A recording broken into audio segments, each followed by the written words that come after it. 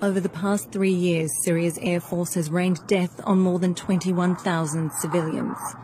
Their bodies ripped apart by exploding barrel bombs, missiles dropped on homes, businesses, bus stops, even hospitals. These war crimes have been well documented. Not so the part played by the shadowy world of offshore finance. Behind the scenes, companies using offshore tax havens were accused of supplying fuel to the Syrian Air Force. In 2014, multiple governments, including the UK and US, issued bans on doing business with these companies. But now, a new global investigation has revealed that a Panamanian firm helped these companies operate as attacks in Syria continued.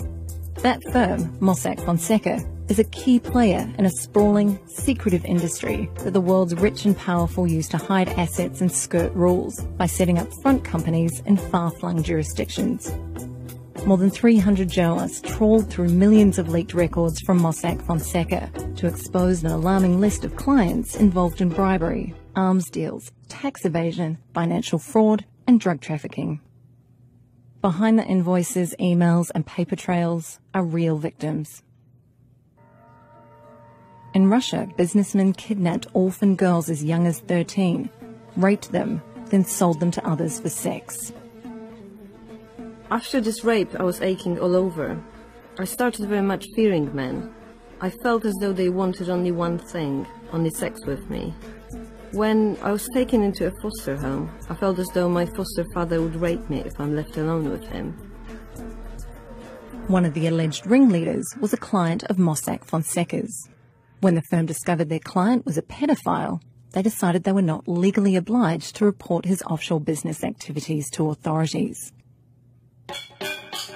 In Uganda, a company that wanted to sell a prospective oil field paid Mossack Fonseca to help it avoid $400 million in taxes.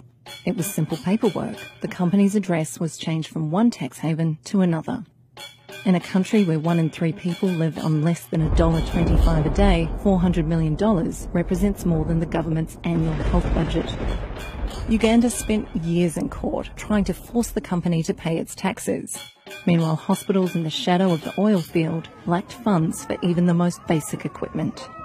Patients slept on floors. They were asked to bring their own medical supplies, like sterile gloves and cotton balls. It was a surprise to me because I expected all this equipment to be at the health center. When all these things are not there, nurses say we cannot work on you. At times, we are forced to leave and return home unattended to. Some women have lost their lives and babies. Uganda ranks among the worst 10 countries in the world for high maternal, newborn and child mortality rates due to a lack of access to good healthcare. The offshore industry has recently come under fire for enabling dubious activities like these. But firms like Mossack Fonseca have helped clients continue to operate behind a veil of secrecy. Until the shadowy world is held accountable, international criminals will keep doing business, tax dollars will be dodged, and bombs will continue to fall.